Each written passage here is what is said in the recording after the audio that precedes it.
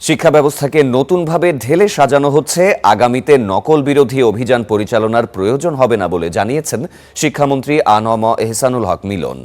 দুপুরে সচিবালয়ে তিনি বলেন, ৩ ধাপে ১২টি এজেন্ডার মাধ্যমে শিক্ষা ব্যবস্থাকে ঢেলে সাজানো হবে।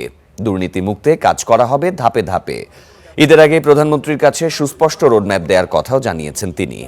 শিক্ষা নিয়ে সরকার কোনো রাজনীতি করবে না। বাংলা ইংরেজির পাশাপাশি শ্রমবাজারে প্রয়োজন এমন ভাষায় গুরুত্ব দেওয়ার কথা জানান এহসানুল হক মিলন। শিক্ষা প্রতিষ্ঠানে বিশৃঙ্খলা বন্ধে নতুন সরকার দ্রুতই কাজ শুরু করছে বলেও জানান তিনি।